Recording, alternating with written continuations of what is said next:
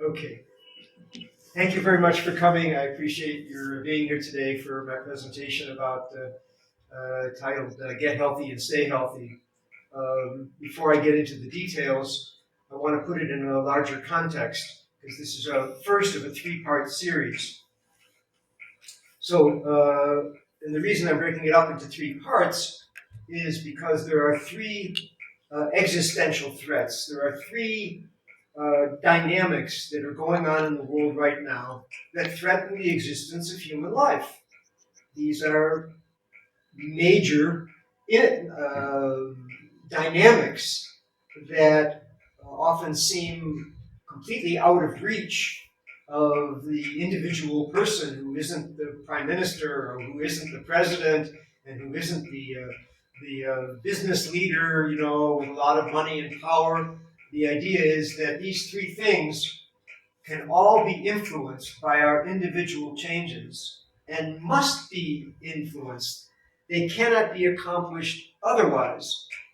Millions of people have to adopt the kind of diet and lifestyle I'll be talking about in order to reverse these dynamic, destructive changes. So one is human health. The population of the planet, all humanity, it varies from place to place. There are differences. In some places it's getting better in certain ways. In other places it's getting worse. But overall, human health is getting fatter and sicker. Diabetes on the increase, heart disease on the increase, cancer on the increase, obesity on the increase. And I use obesity as a disease because not all thin people are healthy, but all fat people are unhealthy to one extent or another. So let me repeat that again. Being thin is not a guarantee. Now, you could be a drug addict and be skinny. You're not going to be healthy. Your liver is going to be messed up. You're going to have, you're going to have cancer or whatever and serious health issues.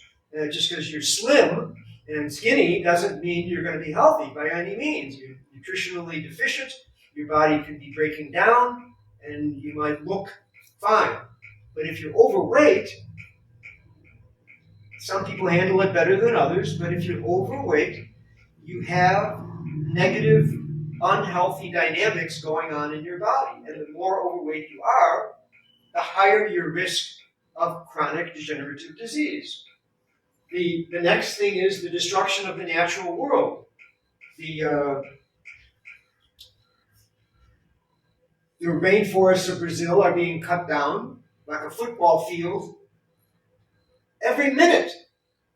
And without the rainforest in Brazil, which nobody thinks about, they're just thinking about paying their mortgage and paying their rent and taking care of their family. And the Brazil is 10,000 miles away on the other side of the world. But the green trees, you could just look out the window, green plants are doing photosynthesis. And photosynthesis is taking carbon dioxide out of the air and through the plant metabolism is creating oxygen. We take oxygen out of the air and it goes into our lungs and the blood carries it throughout the body to do many very important things. It's absolutely essential. You can't live without it. It's pretty important. And we exhale carbon dioxide. So the plants give us what we need to exist. There's only two sources of oxygen. This air that we're breathing is about 20% oxygen, about 70% nitrogen, and 8, 9, 10% of many, many other gases. But the oxygen component, around 20%, depends. In the city where there's more pollution, there's less oxygen. In the country where it's by the ocean or up in the mountains, the oxygen content of the air is much higher. And it's been slowly getting less over the years because of pollution. And much of that pollution is going to be caused as a result of our daily food and lifestyle choices.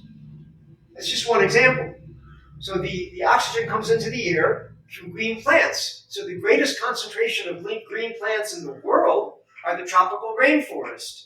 Now they're in Borneo, they're in Indonesia, they're in many places here and there, but the biggest stand of tropical rainforest is in the Amazon region of Brazil and the adjoining countries in South America. It's like hundreds of square miles of nothing but trees. But we're cutting them down at the rate of one football field, big area, couple acres, every minute, in order to graze cattle or to raise food to feed cattle, so that we, mainly Westerners, but progressively more Easterners, the Chinese and the other people, as their economy develops and they become more Westernized, they eat more Western food, which is what? It's animal food and processed food. So they can't wait to get a McDonald's. They can't wait to get a Kentucky Fried Chicken and Domino's Pizza. And they get fatter and sicker because Americans are the fattest and the sickest people in the developed world. There's many aspects of the United States health that is worse than in third world countries with a fraction of the population and a fraction of the economy. Can you imagine that the infant mortality rate in the United States, at least in certain areas, among certain communities, is worse than in Ecuador or Cuba? These tiny countries with tiny economies, and yet how is it that the health of those babies born to those women is better than the richest and most powerful country in the world? So they're not a good example to follow. So the destruction of the natural world, in this example, the means by which oxygen is produced from plants, mainly in the tropical rainforests of Brazil, of the Amazonian River. I think it's the biggest river in the world, or maybe the second biggest, whatever. It runs for 1,000 miles or more. And the phytoplankton in the ocean. These countless green plants at the bottom of the ocean. And as the ocean gets more polluted,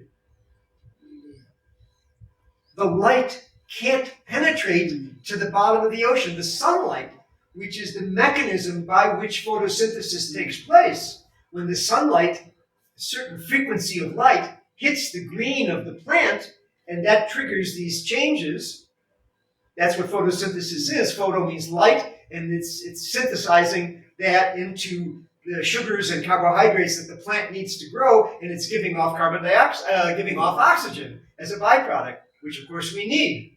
So the two sources of oxygen on the planet, just to show you how critical this is, are being diminished. We're cutting down the rainforest so we can make ourselves sick eating the beef that results from that, and the pollution in the oceans are reducing the ability of the light to hit the phytoplankton at the bottom so as to give off oxygen. Those are the two sources of oxygen.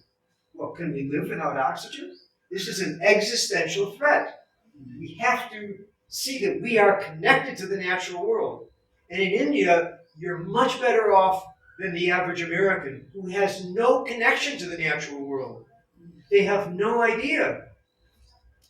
2% of the American population has anything to do with food. 60% of the Indian population is involved with food.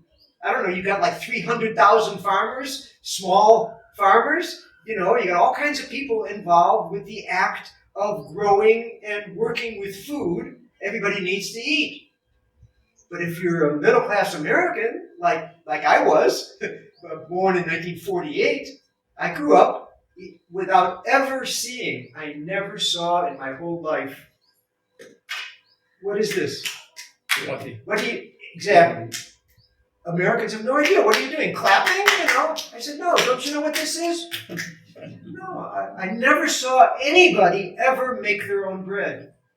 Maybe once on television, a cooking show, somebody had some bread, some white bread, making a big loaf of, this bad Western white bread, white flour, white sugar. It's just like eating paste. But everybody in India, including middle-class Indians, who are educated and have a professional careers. They're not farmers, but you know what I'm talking about. So in India, there's a much greater connection in general with the natural world. We are part of the natural world. We are animals.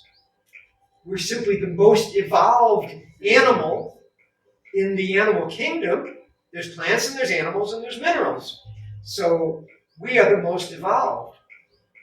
But when we live our lives as if we are separate from nature, and this goes back to a key phrase in the Christian Bible, I believe it's in Genesis, where they're talking about the creation of the universe, the creation of the world, the creation of humanity. Genesis means the beginning. And there's a line in there where God created the heaven and earth, and God created humanity, and He gave man dominion over the earth. Dominion means to dominate. It means to control. It means to use. So I read an article one time from a language scholar of the Bible, and he said, no, it's the original writing of that chapter of the Bible, that first chapter of the Christian Bible of Genesis,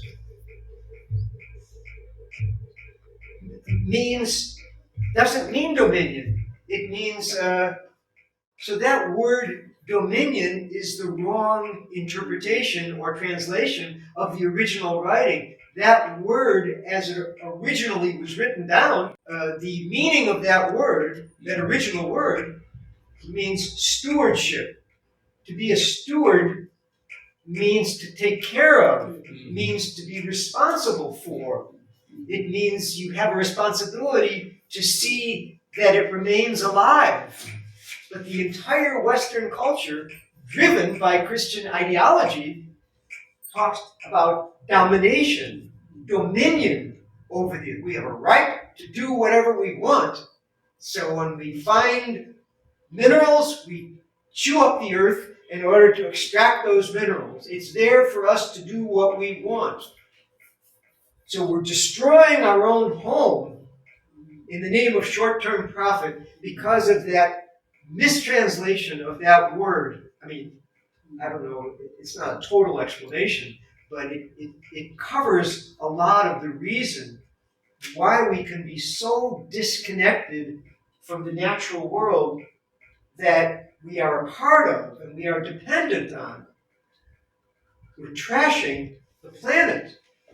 And it's reaching, partly because of pollution and because of extractive industry, the oil, the fossil fuel industry, the mining industry. We're just blowing up entire mountains. We're cutting down entire forests. And so this is the destruction of the natural world. That's for next time. And then environmental collapse. The Earth has been warming slowly but steadily over the last 20, 30 years, maybe more. I think I first started reading about this in the late 70s, but it was pretty much unheard of. But as the atmosphere warms, the ice caps melt. It makes sense. Water becomes ice at a certain temperature. And if the average temperature of the atmosphere of the planet is even half a degree greater, and another quarter of a degree greater, and another quarter of a degree greater, that 15 years ago, the IPCC, the International Panel of Climate Change, I think is the name of it, the UN international group, saying, wait a minute, the atmosphere of the planet is warming. It's warming because of human activity, primarily burning of fossil fuels. And if we keep on going the way we're going, the result of the ice caps melting means that the ocean levels rise. We got about 1.5 billion people on the planet are within 100 miles of the ocean. I mean, Mumbai is going to be underwater. It sometimes is underwater with a big rain. They got serious problems there. But we're talking about London and Tokyo and massive disruption as the climate warms. The farmers can't depend. Where's the rain in June? I planted my crops, but there's no rain. Now they're not only losing 2 crops a year, they're losing 3 crops a year. Where's the money going to come from to buy food to feed their children? I got to get out of here. I'm going to go to the city and get a job in a factory or do construction or something. We got tens of millions of people all over the world, really, but especially in the warmer climate areas. Bangladesh has got, at least 10 million climate refugees, not political refugees, not because they're the wrong religion or the wrong caste or, a different conflict like that. Just how are they going to grow anything? If they don't grow anything, how are they going to make money? If they don't make money, how are they going to feed their children? In Maharashtra alone, 200,000 people, 2 lakh people, farmers committing suicide in the last 10, 12 years. I think since 2016, it was the last numbers that I know of are from 2012. Well, I mean, they're keeping track every year, but the numbers that I'm remembering from the last time I read about it was a 10-year period between 2006 and 2016 where there were 300,000 suicides in India as a country and 200,000 of those in Maharashtra. So that's very close to home. I've never seen it happen, but people who have been here for a while, they tell me that every once in a while, a farmer lays down on the tracks and the train runs over their head. You can't take care of your family, your children don't have food, and what do? They drink the chemicals that they were talked into buying from the high, sophisticated, educated, people that were dressed real nice from the West that said, you buy our seed and you buy our chemicals and you borrow the money from the bank and you get our machinery and you'll have 2 or 3 times more to sell and hey, isn't that what you want? So they stopped growing 10 or 12 different things like they almost always do because they grow for their family as well as growing for the market. So they want, Meti, and they want Kotamir, and they want Kandapat, and they want Lasun, and they want this, and they want that. And then they may have papaya or whatever to sell to make money to the wholesale market. But now they're talking to you just grow one thing. These are special seed for strong productivity. And here's the chemicals you use. And don't worry, the chemicals will kill the bugs, but it won't kill the plant. And they believe them. This is just a horrible mistake. The West has so much beneficial to offer, and it also has so many crazy, destructive things that have to be left alone. And balance within the natural world is not a lesson that you're going to learn. You, meaning India, is not going to learn from the West.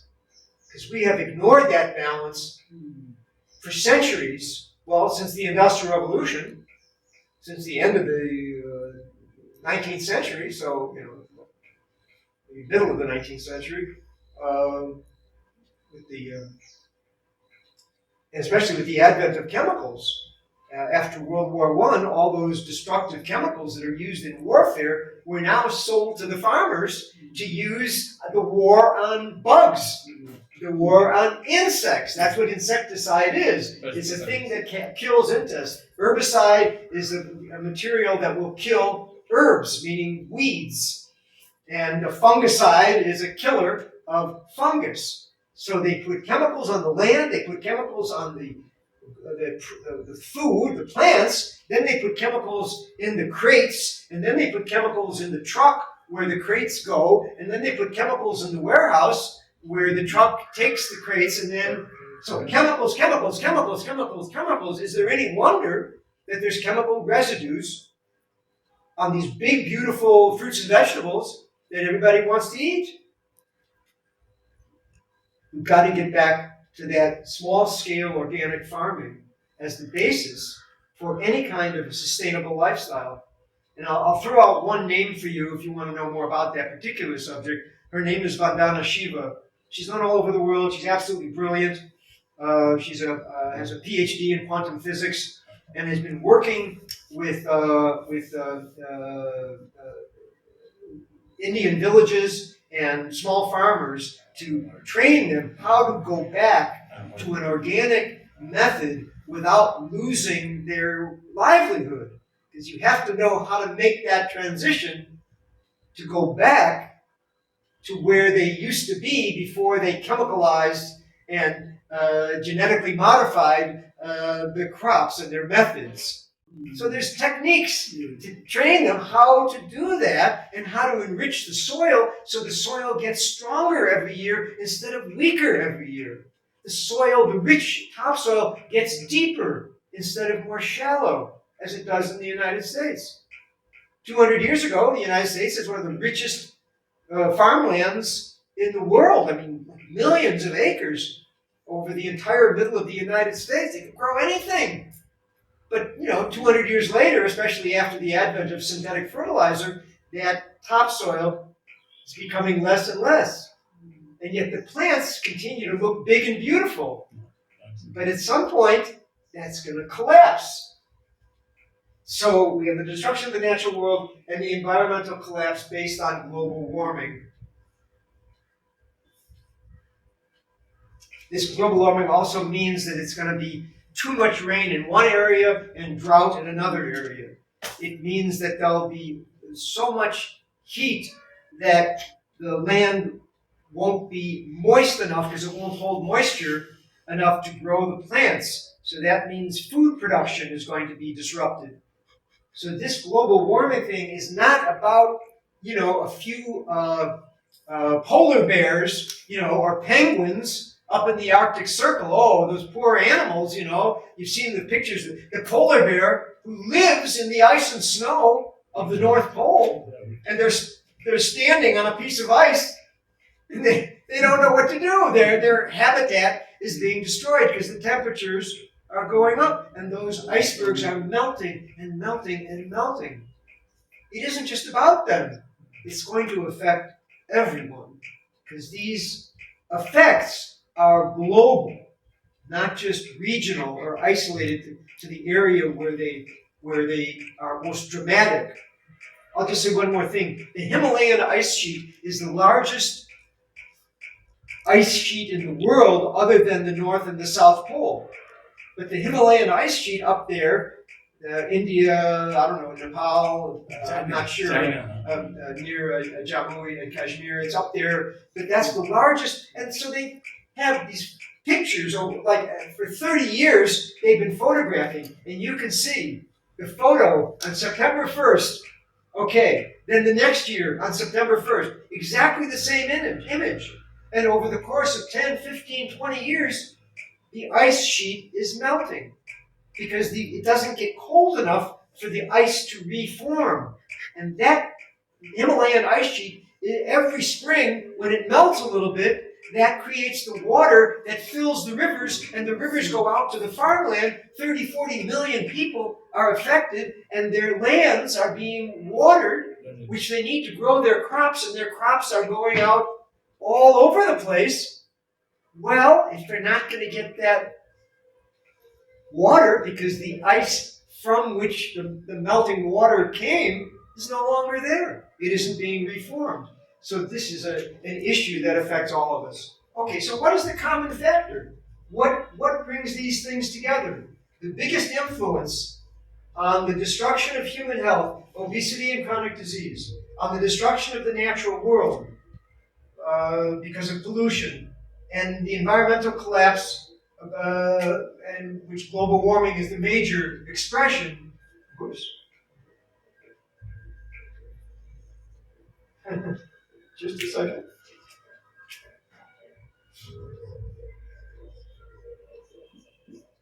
The intersection of these three dynamics is animal agriculture, industrial animal agriculture. And if you look at the literature or do any reading about it, you'll come across this word. It's a made-up word. CAFOs, concentrated animal feeding operations, where you've got 5,000, 10,000 cows in one space. You have 50,000 chickens. 50,000 chickens in one barn, one big building. And then you might have 10 of those buildings. Some of these big companies, I mean, in the US, they kill 23 million chickens every single day. Every single day. So these big companies are not dealing with 5, 10, 20, 100 chicken. They're dealing with tens of thousands. It's a big business. And they're leading miserable lives, and they're creating all kinds of pollution.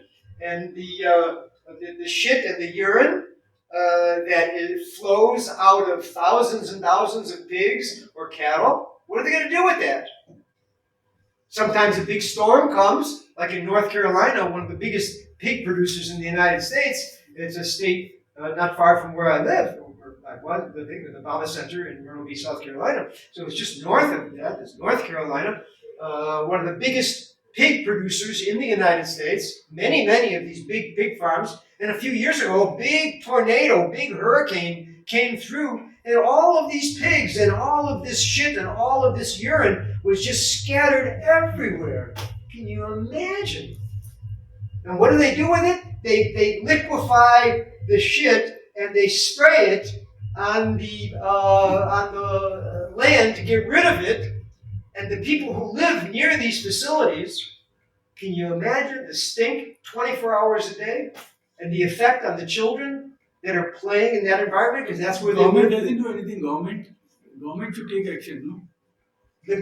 They should, of course they should. But the government don't represent people, they represent the major business interests. And food in the United States, the production of food, is no longer in the hands of small farmers. It's in the hands of 3 or 4 or 5 big agribusiness companies. I mean, we're talking about multi-billion-dollar transnational corporations. And they have been spending millions of dollars over the past 100 years influencing the politics and the laws that flow from those policies, and the agencies that are assigned to apply those policies. And you find the head of the agency having to do with agriculture or the environment. Well, 5 years ago, that guy was vice president of the company that's causing all the problems. And then this guy over here, he retires, and then he goes into government because he has experience. So these guys at the highest, guys, men and women, that are at the highest level within the food industry, within the cattle and dairy and egg and chicken and industries, these are multi-billion-dollar operations, they go in and out of government. They sometimes write the laws, because without their money, the legislature, the congressman or the senator can't get elected without, like $10,000 a day sent to his bank account, for the next election. They got to make $10,000 a day. The senator needs about $5 million to run a successful campaign. Well, if you do the math, you'll see that they need to collect like $10,000 a day. And who's writing those checks? The people that are making that kind of money, and the industries like the dairy, egg, and meat, National Cattlemen's Association, the National Dairy Council, the Egg Board, and they sometimes write the laws and give them to the politician. Politician doesn't even read them. He doesn't. Why would he read them? If he doesn't introduce that law and work to promote that law, he's going to lose some big money at the end of when the election cycle comes, and they don't care. They're just going to support the other guy who will play ball. So money is the culprit for everything. Oh, it's a huge factor. That's why I'm talking today about when we have, what do we have control over? We have control over how we spend our money on a day-to-day basis. No one is holding a gun to your head and saying you have to eat bad food that ends up destroying the natural world, creating more fossil fuel use, energy intensive, using fossil fuels to one way or another. and reducing global warming. So this is the most personal expression of how animal agriculture can be reduced. Okay, so my contention is that you don't need to eat any animal food at all. I'll explain. Yeah, I'm going to talk for another 25 minutes. We have evolved as human beings mainly to eat plants. We can eat animals, and we have eaten animals, and sometimes it was necessary to eat animals. But if we look at how the human body is constructed, starting with your teeth, you look at any cat or dog, in other words, carnivore, whether it's a tiger or whether it's a kitty cat in your house, their teeth are sharp and pointy, and their jaws are on a hinge. They can't grind. They don't have molars. These are carnivores. They are constructed physically and adapted to eating animals. That's their nature. We have slicing teeth, which they're called incisors, and we have grinding teeth, which are called molars. We're designed to eat vegetables and beans and grains and plant food, which are high in fiber, requiring a grinding action of your teeth, because if you just bite, and swallow, it won't be long before, obviously, you can't do that. The digestion will be incomplete, elimination will be difficult, and you won't get the absorption of nutrition from the food, which is the purpose of the food, to give your body what it needs to be alive until you're dead. So my contention is, in Get Healthy, Stay Healthy, is that there's no reason why you can't be healthy until you die. And people say, well, in America, people are living longer. Well, they're not living longer, they're dying longer. They're getting sick earlier, but Western medicine is very good at keeping people alive, which is a good thing, but it doesn't deal with the causation of the illness. And therefore they stay ill, but they're kept alive with drugs and surgery and different treatments. But the medical schools, allopathic medical schools in the United States, do not teach the cause of these diseases, and therefore they don't teach how to reverse them. Because if we know what causes the disease, then we change the cause and we change the effect. And since these are personal choices, most of what we take in, we choose. Now you're breathing the air right now, you can't hold your breath, and the air is polluted. But okay, so we can't do too much about that. I wear an air purifier so as to protect myself a little bit against some of that. And of course I have air purifiers in my house, and when I travel by car, I have air purifiers, because I've studied these things for many decades, and the technology is there. But the important thing is that the effect of the daily food choices that we have make the most significant difference, in that we know how diabetes comes about. We know how the arteries get clogged up. If an artery is clogged up leading to the heart, the medical term is occluded. That the artery becomes damaged, then you get a high blood pressure, and after high blood pressure, you get a heart attack. I'm simplifying, of course, but that's basically the trajectory. So this is the wrong thing here.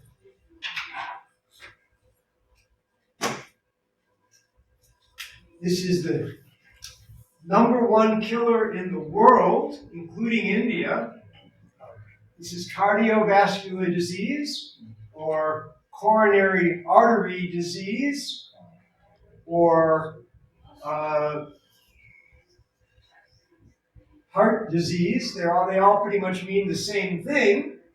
And stroke means that the artery, this is a cross-section of the artery, the constituents of animal food, saturated fat and other elements, as well as vegetable oils, especially if it's highly refined, highly processed vegetable oils, which is most of what the marketplace has to offer. I use completely unrefined organic oils, and I use as little as possible. So you want to decrease the quantity and increase the quality, but none is best. But if you can't handle not having any oil, at least get good quality and low quantity, as little as possible. So what happens is that the wall of the artery, this is a cross-section of a blood vessel. You got 4,000 miles of blood vessels in your body. Every single cell is a living thing. Every single cell needs to be fed 24 hours a day by a blood supply. No blood, no nutrition, no oxygen, the cells begin to die. So when this single cell layer of material on the inner wall of the artery, this is called the endothelium. When that gets injured, the body protects the injury by forming like a scab. Like if you cut yourself, then a scab will form on the outside of the skin. It's your body's way. Otherwise, you could get infected. You would bleed forever. You cut yourself and you clean that up, and a scab begins to form. And once the tissue underneath heals, the scab comes off. So this is like a scab forming. This is called plaque. And then but it gets injured because we're eating injurious food every day. From the time we're infants. Animal food, dairy products, eggs, animal food of all kinds, saturated fat and cholesterol, and vegetable oils. There's other influencing factors, but I can't go into all of those details. But it gets worse and worse, and gets worse and worse, and gets this plaque, this hard material, which interferes with the flow of blood. Well, eventually, the blood doesn't have much room to work. This blood, the artery is becoming occluded, meaning blocked.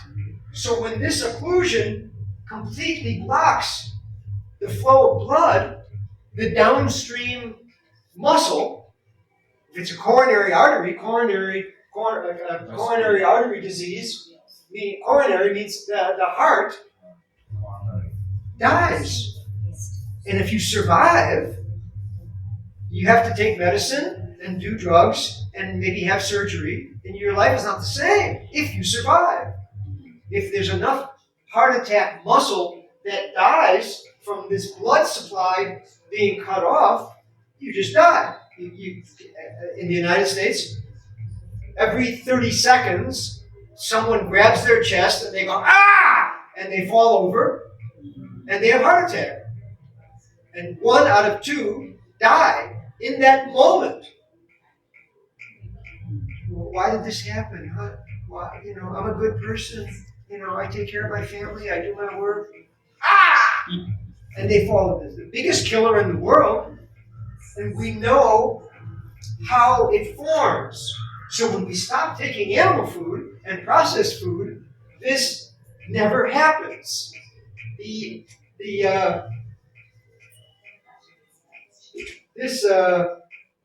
I'm not going to go into it too much, but it's pretty interesting.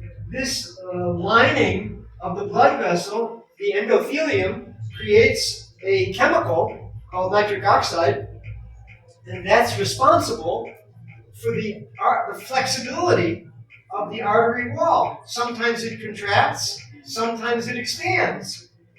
Whenever you move or work your muscles, requires more blood flow. So when you're exercising or even walking up the stairs for that matter, I mean, right now you're just sitting still. You're using a certain amount of muscles just to sit there.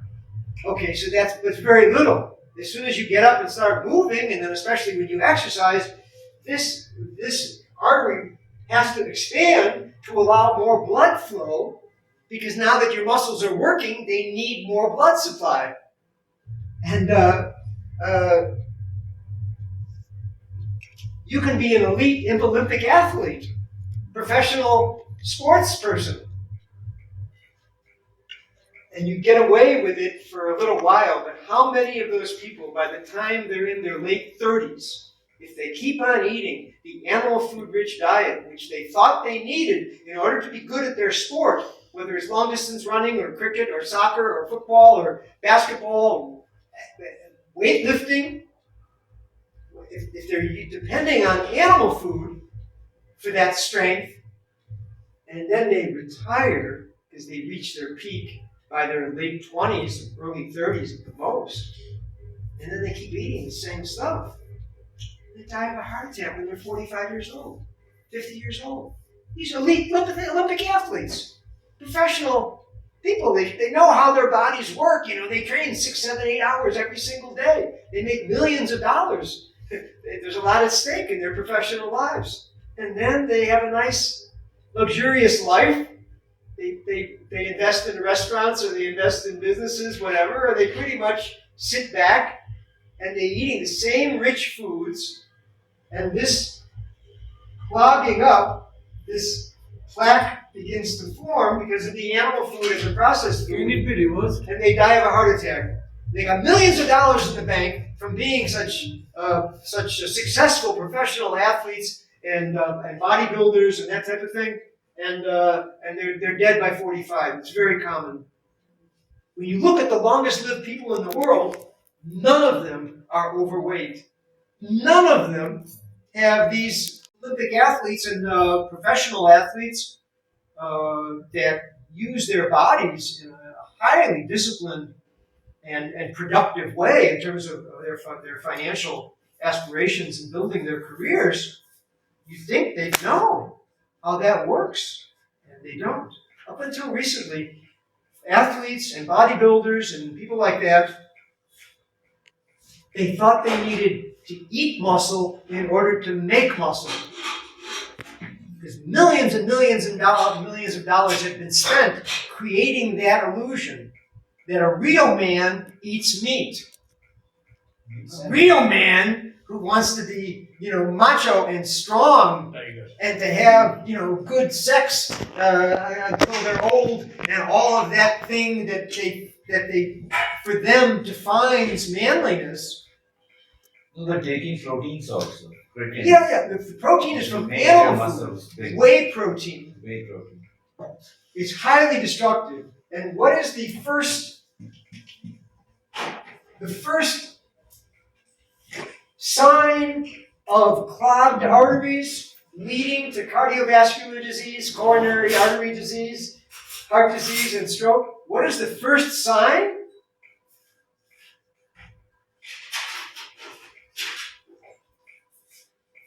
Erectile dysfunction.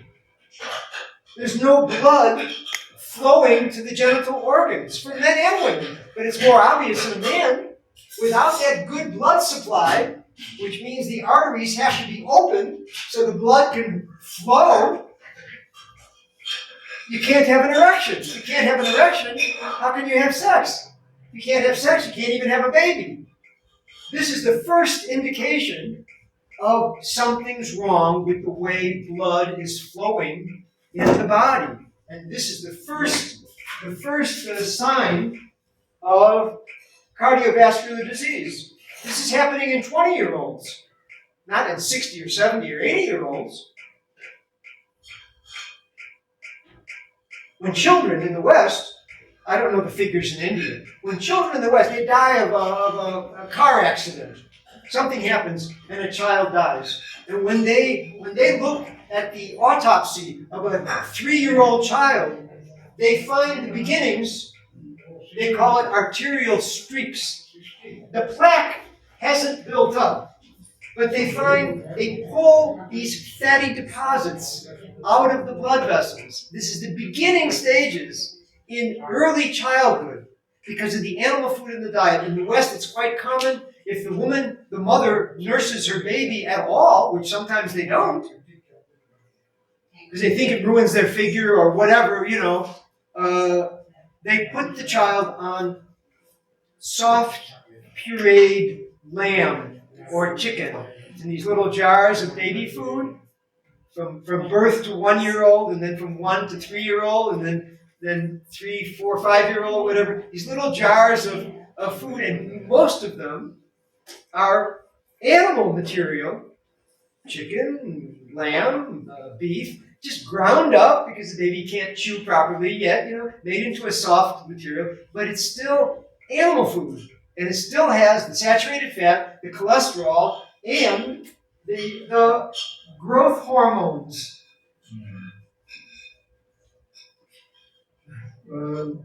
Growth hormones. This is bovine growth hormones, because that's what milk is for. We all have hormones in our body, both male and female. And if you have a predominance of testosterone, then you're born a male. If you have a predominance of estrogen, you're born a male.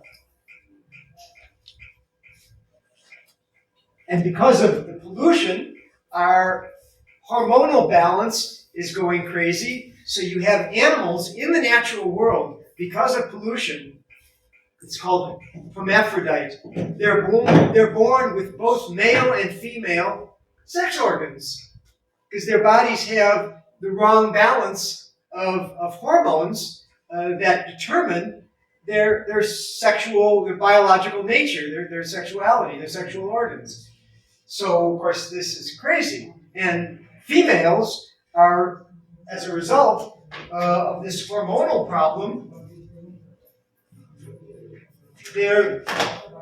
this is a female, maturity at 8 or 9 or 10 years old. Yes, it's happening. But your grandmother, in your grandmother's generation, 15 years. we're talking about 14, 15, 16 years old. Yes. This is because of the female sex hormones. Okay, Baba. Okay. I'm waiting because Okay. So the female sex hormones in the animal food is creating a hormonal imbalance so that females become sexually mature many years before they are physically or emotionally ready to have children. You have a 9-year-old girl developing breasts, a 9, 10-year-old girl menstruating. That's not supposed to happen until they're 14, 15 years old. And at least then they're beginning to have a physical and psychological adult capacity at the earliest ages. When it happens 9, 10, 11 years old, they're not ready. That's an aberration as a result of the hormones involved with animal food. And now I'm going to spend just a few minutes. Let me finish with this physical structure of the body. So the teeth are designed to work with plants, to grind the fiber in plants. Fiber only exists in plants. It doesn't exist in animals at all. Cholesterol, which we don't need because our body makes it, every cell in your body makes cholesterol. It has a purpose, but we don't need it to come from the outside. So the saturated fat and the bovine hormones and the cholesterol are exclusively animal food. They're not in plant food. Plant food has all the nutrients, the phytonutrients and the minerals and enzymes and antioxidants and protein and amino acids and carbohydrates, etc., fats. It has all of that stuff with the fiber, which requires the chewing, and then the acid in the stomach breaks down the proteins into their separate amino acids, and then through the various stages of digestion and in the intestines, that those broken down nutrients enter into the bloodstream through millions and millions of hair-like structures on the inside of the intestinal wall. They're on the intestinal wall, and it takes a long process to extract. So the intestinal tract is about 7 times the length from the base of the neck to the base of the spine, at 25 feet. If you look at a cat, whether it's your house cat or the tiger or a lion, their intestinal tract is very short. Their stomach acids are very strong because they are physically adapted. Their structure defines what their natural normal food is. They chase and eat animals. That's what they're supposed to do. That's not the way the human body is constructed. So we have physiological evidence, or proof, if you like, that we are not designed to eat animal foods. And of course, we're not at all designed to eat dairy, because dairy only exists in the lactating female. There's no disagreement about this. It's not a cultural thing or a religious thing. There's no argument that the hormones of pregnancy lead to lactation. Lactation produces the milk for the infant. Only in pregnancy does a woman have the hormonal trigger that triggers lactation, that puts milk into her breast. Because she's about to have a baby. And when that baby is born, that's exactly the right food for that baby, for that female. A cow produces milk for a baby cow. A cat produces milk for a baby cat. A gorilla produces milk for a baby gorilla. On and on and on. Giraffe, zebra, elephant, rat, a pig, they're all mammals. And the females have the structures, but they're not triggered until they're pregnant to lactate and produce the milk for the baby. And the baby itself, whether it's a human baby or any other baby, will at some point in its development look for something else to eat. It no longer even wants its own mother's milk. Now, if an infant, without any concept in its mind, doesn't even want its own mother's milk, why do we give the milk of a cow or a buffalo or a goat to a human baby after it leaves its mother's breast? For thousands of years, people have been doing it, but only since the domestication of animals. There was no milk once you left your mother's breast until the domestication of animals, which began 6,000 to 8,000 years ago. This is when there's no evidence of domesticated animals in human society. And even now there are cultures where there is no domestication of animals, where there is no dairy industry, because there aren't any cows. For whatever reason, there is no biological requirement. How could there be? Because humans in this modern form is too lax. So for 200,000 years, these forms, in the same way that they are right now, heart and skeleton and nervous system and digestive system, didn't need milk. All of a sudden, not all of a sudden, but we were able to capture cows, which are relatively passive animals, and we got them to do our work.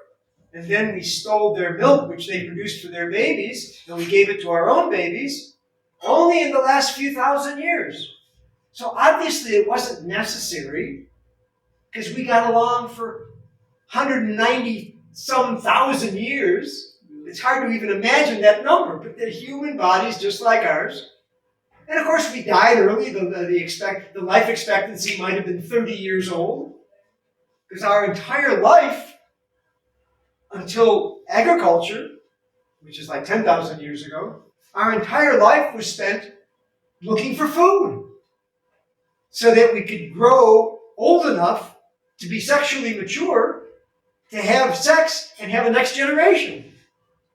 Otherwise, it would just die out, which many of those human forms, they did die out. But this one that we're now benefiting from, which we have right here, is a result of the line of human development of primates that didn't die out. So once we had agriculture, which was about 10 to 15,000 years ago, we were chasing after our food. And when we didn't have enough food, or it was too cold, or some problem is, then we would hunt animals and then eat those animals. It's not easy. We're not built. We don't have claws. We don't have sharp teeth. And before there was steel, the Bronze Age, where you could even have any metal at all, is only like 10 to 15,000 years ago. There was no metal. Well, even if you could kill an animal, now, if you don't have one of these, how do you even cut its skin? You bite into a goat? You bite into a pig? Well, how are you going to do that? Even if you could, hit it over the head and kill it, or maybe you find it dead for some reason, it broke its leg and died of starvation because it couldn't walk, so now you come across a dead animal, how are you going to eat it? We weren't equipped until relatively modern times. This material didn't exist until relatively recently compared to the origins of human life on Earth. So we ate a predominantly plant-based diet, whatever we could find, until agriculture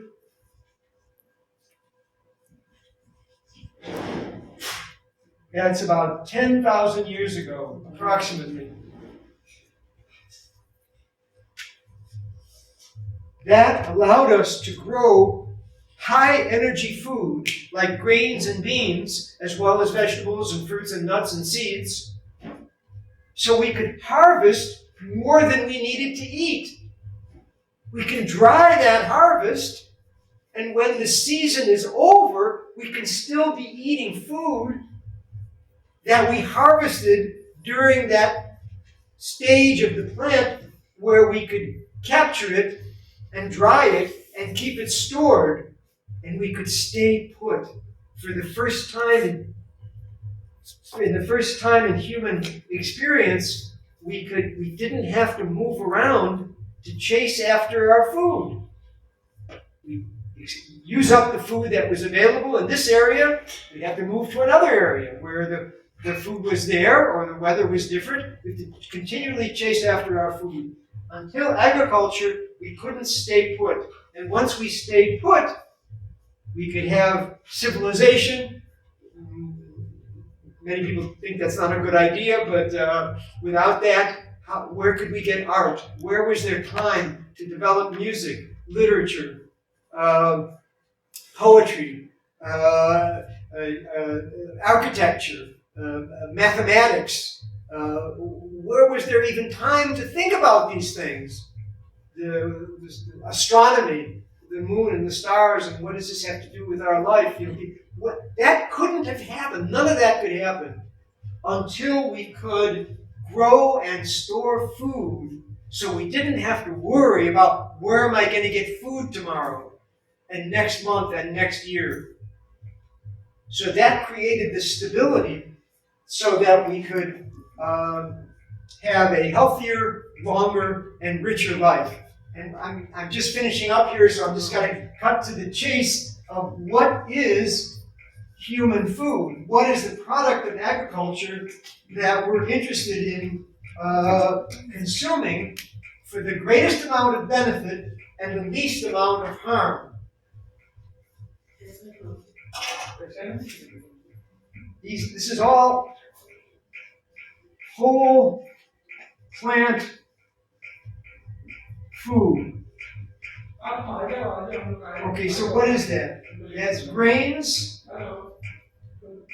beans, which also means legumes, all kinds of vegetables, land, and sea vegetables, which we don't have much available locally in India here, but anyway, it's part of the food that humans have been eating. Land vegetables, land and sea vegetables, and then fruits, nuts, seeds. These are the products of agriculture. These are what human beings are basically evolved and adapted to eat. The greatest concentration of nutrients are in grains. And this kind of diet, built on these foods, which are the products of agriculture, can produce more than enough food for everybody on the planet. We got 7.5 billion people. In 25 years or so, there'll be 9 billion people on the planet. We are currently producing enough food for 13 billion people, but most of it is going to animals. So an animal, in order to produce 1 pound of meat, has to consume 16 pounds of grain. Food, directly or indirectly, that could go for human sustenance, but it's incredibly inefficient and destructive to feed that food to animals so that rich people, especially in the West, can eat it, make themselves sick with obesity, heart disease, and cancer, and destroy the environment necessary for the survival of humanity as a whole. So this is not a restriction. This is an expansion of not only the enjoyment of food, because in the beginning, when you don't have, in the beginning of eating this way and not having the animal food and the dairy and the eggs and the animal-based diet, which is the predominant in the West, it seems like a restriction. But you know, in India alone, there's 1,000 kinds of millet, bajra. There's gehu atta. You don't need to eat maida. Gehu atta is there. These are whole grains, not refined grains. This is whether it's jowar or gehu atta or ragi or rajgira. You make your bread fresh from whole grain. There's a chakki. There's 3 chakkis within 10-minute walk, just on the other side of that train tracks. Grain. You can get the grain, organic grain if possible, organically grown. And even in Pune, I never saw one because it's more obvious here because they're on the street. You can see the grain mill is there. But even my friends tell me that in Pune, you can find a chakki, so you bring them the whole grain. They grind it into flour, you take it back, and now you can make it in your own kitchen. And then you've got this, and you like milk in your chai. So today I brought plant milk.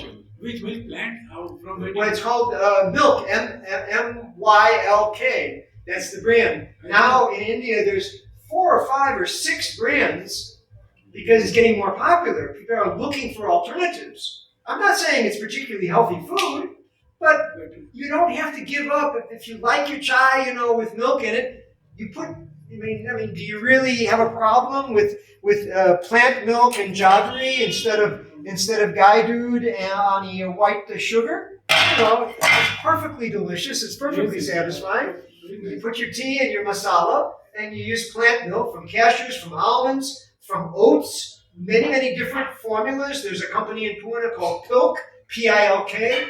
They're using mung beans and a couple of 2 or 3 beans, and they figured out a way, making perfectly fine. I don't even know that it's more expensive, but we know for sure that it doesn't have any cholesterol because it's not from the animal. It doesn't have any saturated fat and doesn't have any bovine growth hormone from the mother giving milk for the baby to grow. Well, when you're an adult, you can't grow any taller. Your growth is this way. So it feeds obesity, and obesity sets you up for problems with blood sugar control, clogging of the arteries, and cancer. And these are the biggest reasons why people go to doctors. 80% of all doctor visits are because of chronic degenerative disease. You know, if you believe in karma, if you understand a little bit about sanskaras, I mean, if you're supposed to die tomorrow because of what you did in your last life, you will, no matter what you're eating, you know, because your karma requires it. You know, you were born into this life with certain destiny, and we're all going to die of something sooner or later. That's not the point. The point is to take care of our bodies to the extent that we can, do your best, knowing that these are the foods that are the basis for human health. Whole grains, all the beans, the chana, the lentils, the tur dal, masoor dal, mung dal, urad dal, all of those things, all the vegetables, ground vegetables, leafy green vegetables, the land vegetables, the sea vegetables. Someday India will have a more developed sea vegetable because they are the most mineral-rich foods in the world because they grow in the ocean where all the minerals are. And they're harvested from the ocean all over the world. And it's available in India. I eat them every day, and I put them in my dal, and I eat different kinds of sea vegetables as part of my daily diet. But you have to go out of your way to find those foods and learn how to work with them. But they expand the diversity of your diet. You're not contracted. This expands the enjoyment and the diversity of different textures and tastes and colors in your diet. You just have to learn how to handle them and how to work with them. And you can buy milk already in a container that doesn't have any animal secretion in it. You can get cheese made from that milk. Mozzarella cheese and cheddar cheese and this kind of cheese and that kind of cheese and paneer type cheese. And it's all made from plants. Some of them are processed in a way that I don't eat them. But I don't need to. I don't need to be reminded of the animal food that I grew up with. The meat and the milk and the cheese and the butter and the eggs and the ice cream.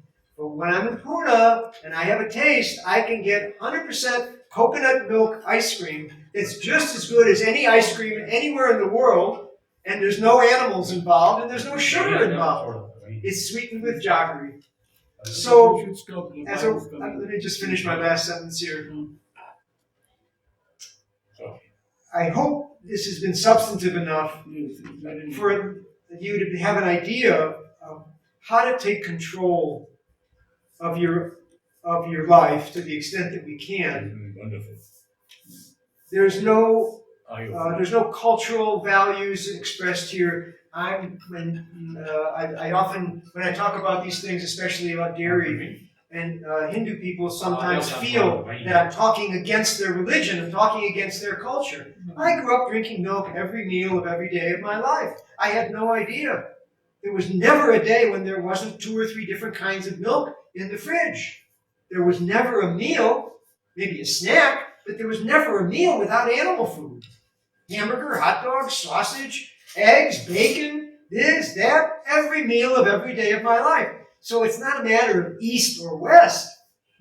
You have your own reasons for making those mistakes, and we in the West have our reasons. They may be different reasons, but it's still a mistake, physiologically. And how are we doing? The more animal food you eat, the thousands and thousands of medical studies show the more animal food you eat, the sicker you become.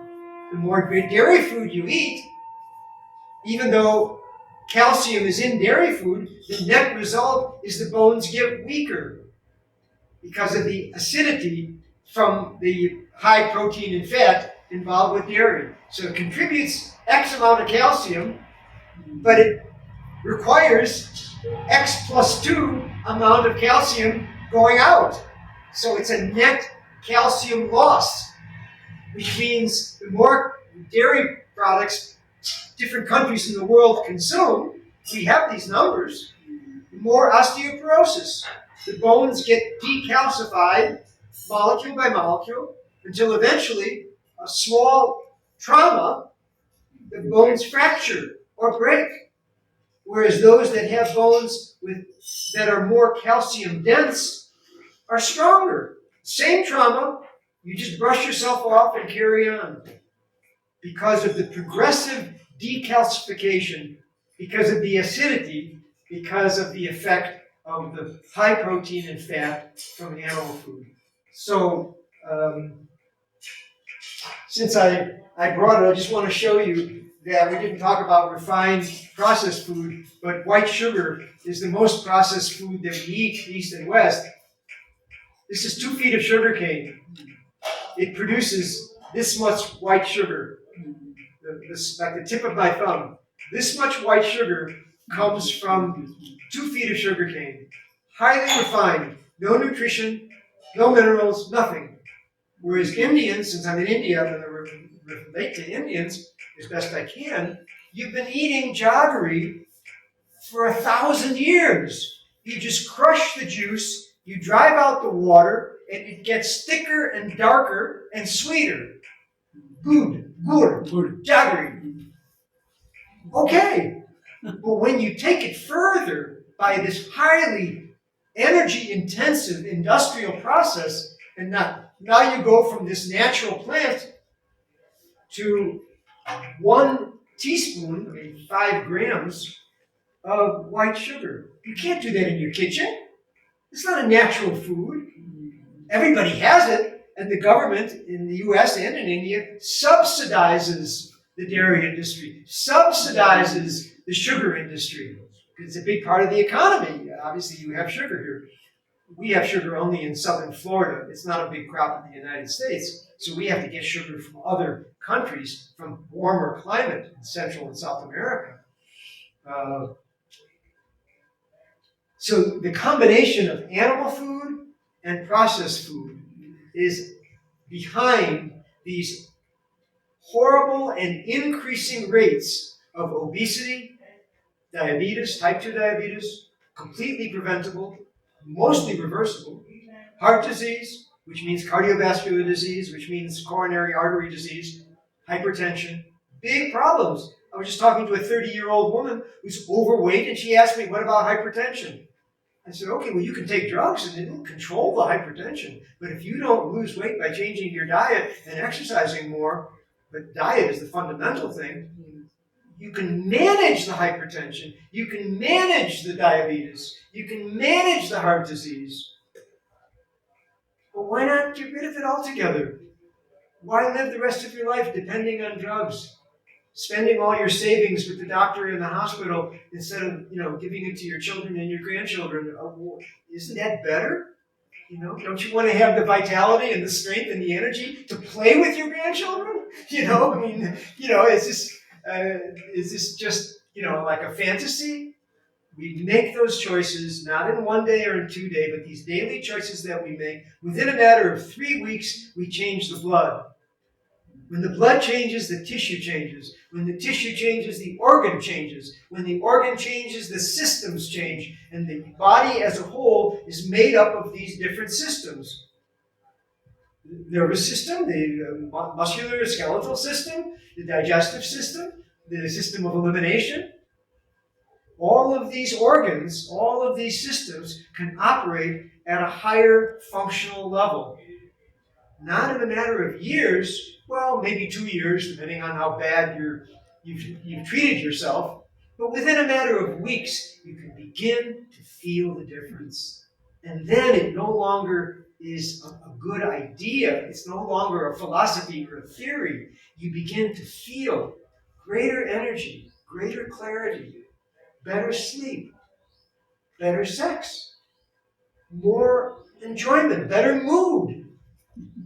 You're able to focus on your problems with more depth and time so as to realize a meaningful solution, make better decisions. That really starts to happen in a matter of weeks. And then the deeper effects, yes, of course, take months or even a few years to fully manifest. But we have enough evidence to be confident that it can be done. And it is being done if you choose to join that movement. There's plenty of information beyond me. You know, there's thousands of hours of good information online. There's now thousands and thousands of medical doctors, accomplished allopathic medical surgeons and researchers that are saying, hey, how come I didn't learn this in medical school? I'm curing my patients with, well, I can give them drugs. I can cut open their chest and do a heart operation. I know how to do that. But why not change their diet? Why not inspire them and support them to make these daily changes and to give them appropriate expectation after a week, after 2 weeks, after 3 weeks, and then it begins to build. And they don't want to go back to that old way of eating because they want to feel good. They want to have that energy and that clarity that these dietary changes and other lifestyle changes can accomplish. So hopefully you'll take inspiration from that, Joining the movement. and if you can connect with me, I'd be happy to help you overcome the various challenges. Thank you, sir. Thank you. You know, that's why I'm here in India at this point, other than being here for Meherabad. Thank you.